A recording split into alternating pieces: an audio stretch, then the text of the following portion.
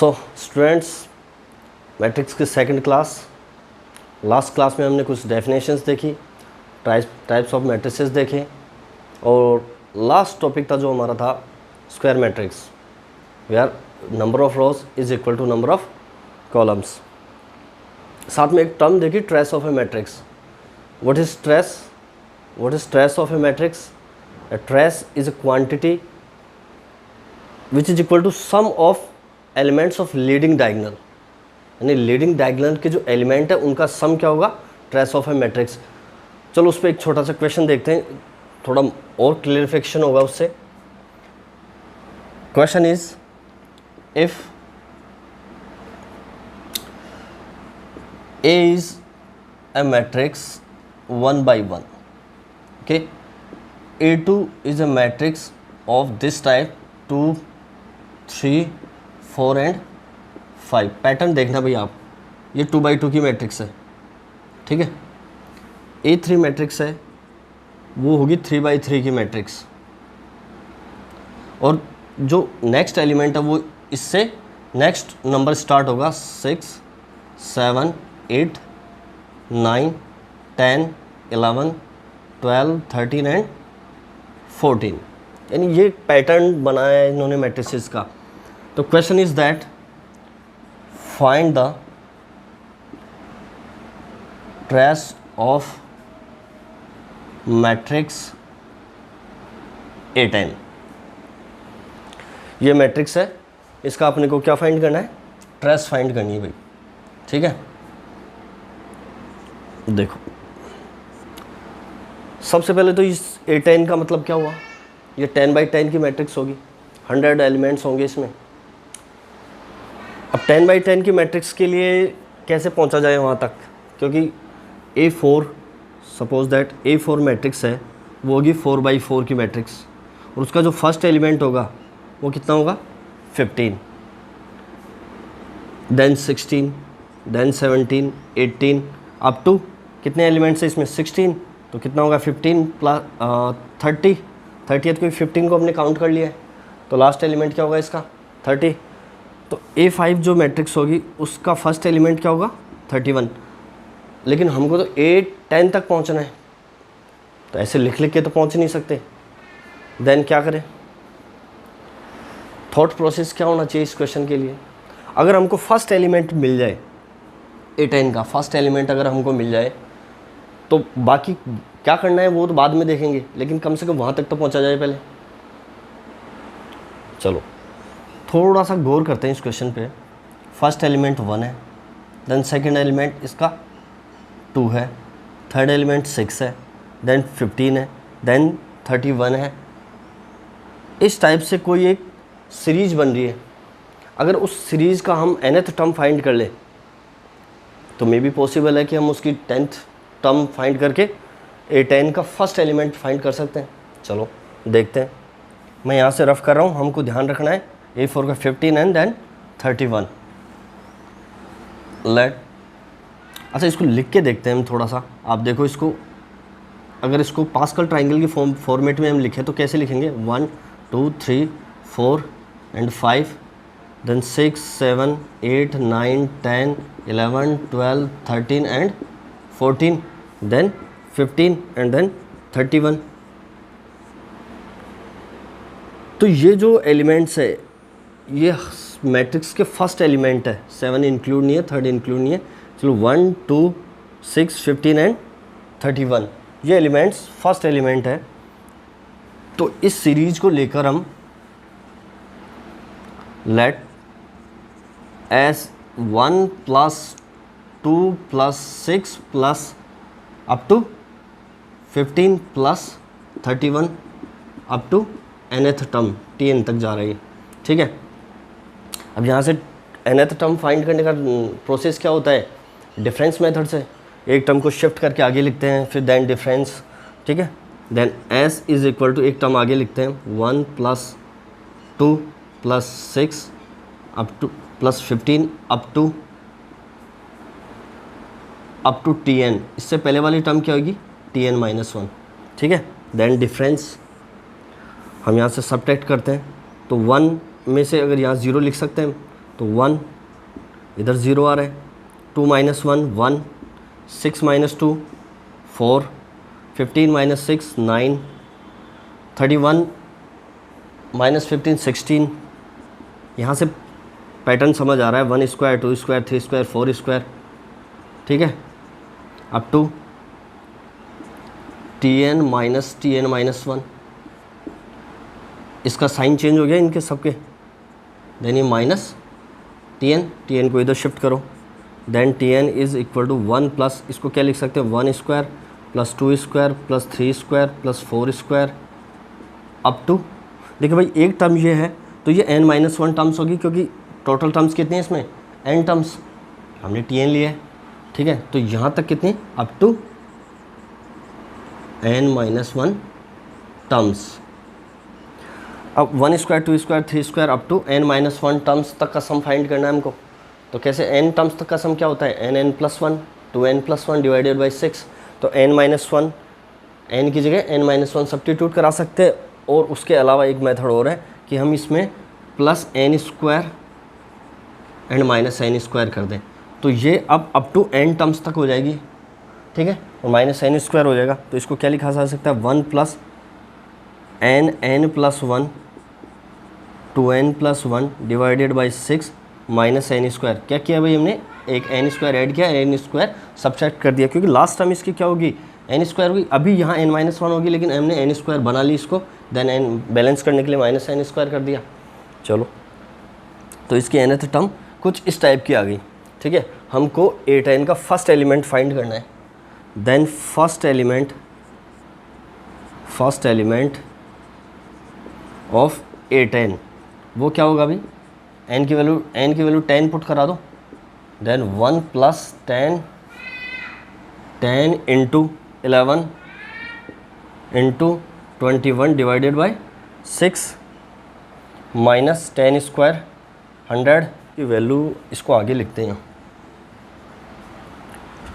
जो इसकी वैल्यू आ रही है, then T10 is 1 plus 10 into 11 into 21 divided by 6 minus 100, then 2 times 7 times, ये कितना हुआ 77, 707 divided by 2 385, 1 plus 385 minus 100 286, then इसकी जो फर्स्ट टर्म आ गई वो क्या आ रही है 286। देन हम A10 को किस पैटर्न में लिख सकते हैं भाई, 286, मैं इसको रफ कर देता हूँ, इसको देखते ही, फर्स्ट टर्म आ गई 286, देन नेक्स्ट टर्म 287 288 289, लेकिन हम ऐसा लिख के थोड़ी देखेंगे, हम इसके पैटर्न को पकड़ते हैं, क्या पैटर्न बन रहा है। A10 इज़ 286, देन 287, मैंने क्या किया यहाँ पर प्लस 1 किया, देन 288 प्लस 2 किया, थर्ड एलिमेंट में प्लस 2 किया मैं, तो 10th एलिमेंट में प्लस 9 करूँगा, यानी यहाँ ऑब्वियसली बात है मैं प्लस 0 किया है मैंने, ठीक है, प्लस 0 ऐड किया है, तो लास्ट एलिमेंट क्या आएगा इसका, उसमें प्लस 9 ऐड करूँगा मैं, देन यहाँ वाले एलिमेंट में प्लस 10 ऐड करूँगा, देन यहाँ प्लस 11 ऐड करूँगा, ठीक है, ये कुछ ऐसे जाएगा,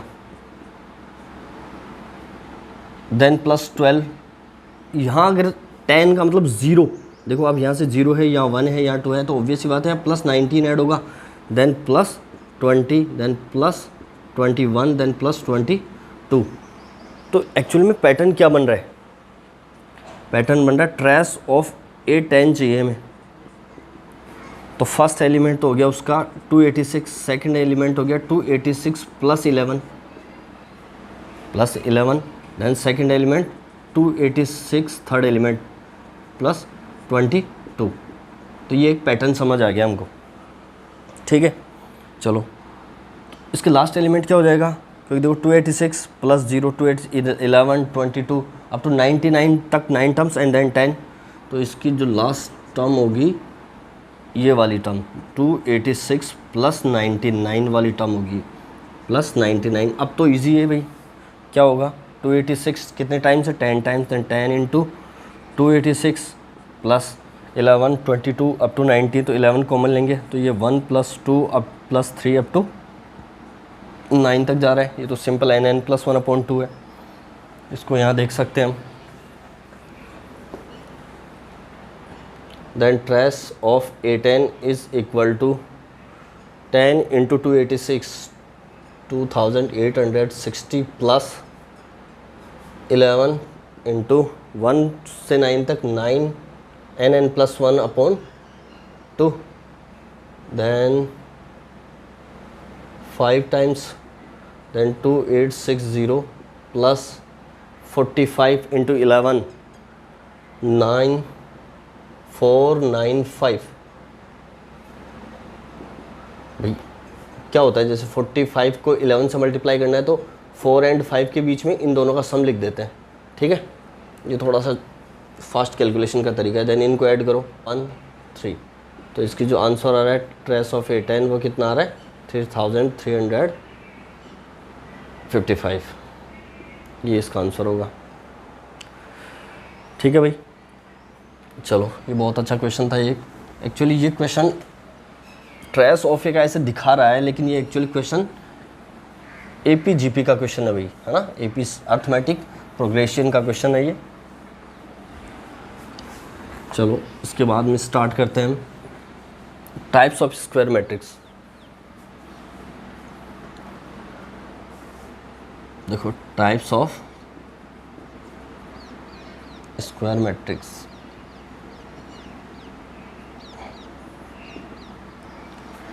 टाइप्स ऑफ स्क्वायर मैट्रिक्स में देखते हैं। बेसिकली दो टाइप्स की होती हैं square matrix. First one is triangular and second is diagonal matrix. Triangular matrix कैसी मैट्रिक्स होती है, इसकी फर्स्ट कंडीशन होती है Aij = 0 for I not equal to j। I = j कहाँ होता है, लीडिंग डायगोनल्स पर। देन I not equal to j non leading diagonals, जो बाकी एलिमेंट्स। इसके भी दो पार्ट कर सकते हैं हम, when I greater than j and when I less than j, ठीक है। I greater than j का मतलब क्या हुआ, पहले देखते हैं, नाम बाद में देखें। यानी इसका मतलब हुआ Aij = 0 for I greater than j।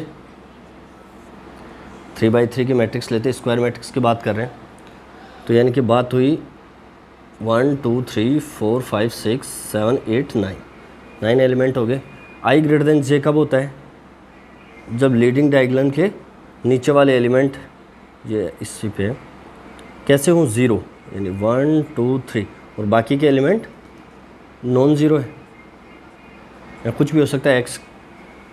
तो इस ट्राइंगल का नाम होगा upper triangular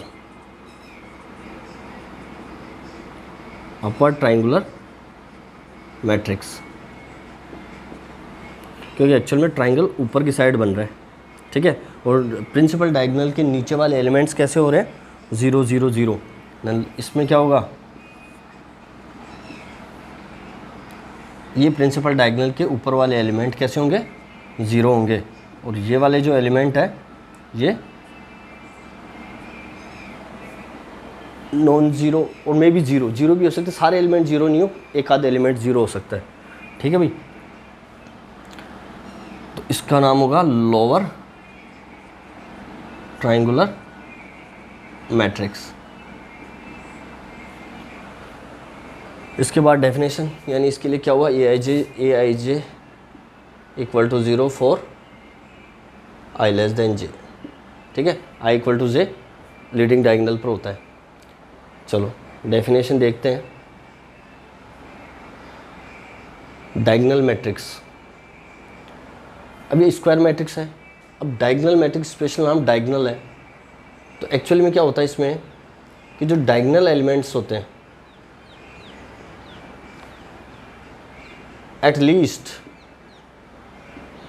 least one Aii not equal to G and A I J equal to zero when I not equal to J. क्या मतलब हुआ, यानी I not equal to J है उस कंडीशन में तो सारे 1 2 एंड 3 ये इनके अलावा सारे जीरो होंगे इसके हिसाब से। ठीक है, अब आई इक्वल टू जे में बात की जाए तो क्या आ रहा है, at least one A I I not equal to zero, यानी ये एटलीस्ट वन यानी तीनों भी नॉन ज़ीरो हो सकते हैं और एटलीस्ट वन तो होना ही होना चाहिए नॉन ज़ीरो डायगोनल मैट्रिक्स के लिए। यानी अगर मैं यहाँ पर 5 कर दूँ, दो जगह 0 कर दूँ तो भी डायगोनल मैट्रिक्स है, अगर मैं 5 3 2 लिख दूँ तो भी क्या है ये डायगोनल मैट्रिक्स है। यानी मैं इसको D1 D2 D3 नाम दे देता हूँ, कोई भी वेरिएबल नाम, ठीक है, D1 D2 D3। तो ये मैट्रिक्स कैसी है, डायगोनल मैट्रिक्स। एनसीईआरटी में इसकी डेफिनेशन इस टाइप से दी गई है कि ए I I not equal to zero, मतलब leading diagonal elements non zero होनी चाहिए और बाकी सारे जीरो होनी चाहिए, क्योंकि प्रॉपर डेफिनेशन है इसकी at least one element of leading diagonal should not equal to zero. ठीक है, चलो अच्छा, नंबर ऑफ़ ज़ीरोज़ की बात की जाए तो क्या करें, नंबर ऑफ़ ज़ीरोज़ बोल दे सकते हैं। वो ज़ीरोज़ रूट वाली ज़ीरोज़ नहीं है, ये एक्चुअली जो जीरो दिख रहे हैं वो है नंबर ऑफ़ साइफर्स। ज़ीरो को साइफर भी बोलते हैं, नंबर ऑफ़ साइफर्स। एक बात तो तय है, अगर तीनों एलिमेंट नॉन ज़ीरो हो जाए तो बाकी के जो एलिमेंट्स हैं वो कितने होंगे, 3/3 9 माइनस 3, तो then minimum number of zeros कितने होंगे, minimum number of zeros n/n minus n। समझ आ रहा है, क्योंकि n एलिमेंट्स होते हैं डायगोनल में भी। ठीक है, तो इसको मैं सिंपली क्या लिख सकता हूँ, n² माइनस n। ये तो मिनिमम नंबर ऑफ़ ज़ीरोज़ है। अगर डायगोनल में भी ज़ीरो आना स्टार्ट हो जाए तो नंबर ऑफ़ ज़ीरोज़ की वैल्यू बढ़ जाएगी, साइफर्स की वैल्यू बढ़ जाएगी। तो उस केस में मैक्सिमम कितने हो सकते हैं, मैक्सिमम कितने हो सकते हैं, मैक्सिमम नंबर ऑफ़ ज़ीरोज़ या ciphers, maximum number of ciphers कितने होंगे, टोटल n² में से एटलीस्ट वन तो नॉन ज़ीरो होना चाहिए। तो then maximum number of ciphers कितने होंगे, n² माइनस 1। अगर इधर की बात की जाए तो कितने होंगे भाई, दोनों के लिए कंडीशन तो सेम है, ऊपर या नीचे। तो then minimum number of zeros, minimum number of ciphers कितने होंगे, फर्स्ट में तो एक भी नहीं होगा, सेकंड में एक होगा, थर्ड में दो होंगे। तो मैं कह सकता हूँ कि फर्स्ट में 0, सेकंड में 1, थर्ड में 2, फोर्थ में 3, अप टू nth में n-1 होंगे। ठीक है, अप टू n-1। तो एक्चुअली में ये किसका फॉर्मूला बन रहा है, nn+1/2 अगर n टर्म्स तक जाता, लेकिन कहाँ तक जा रहा है ये, यहाँ से दिख रहा है भैया आपको, चलो उधर लिख देता हूँ मैं।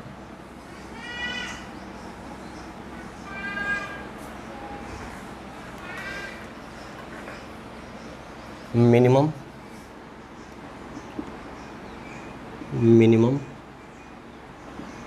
नंबर ऑफ ज़ीरोज़ या साइफर्स इन ट्रायंगुलर मैट्रिक्स। इसमें लोअर और अपर दोनों काउंट होगी। Is equal to 0 + 1 + 2 + 3 up to n-1। Actually formula क्या बनेगा, n+1/2। यहाँ पर n कितना है अपना, n-1, सब्स्टिट्यूट कराओ, n-1 + 1 डिवाइडेड बाई 2, फॉर्मूला बन के आया n-1/2।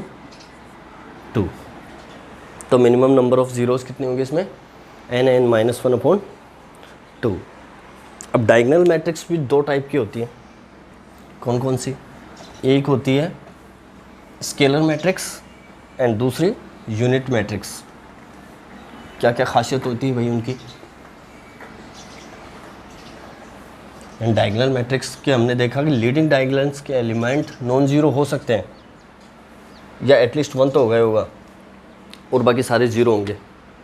तो देन डायगोनल मैट्रिक्स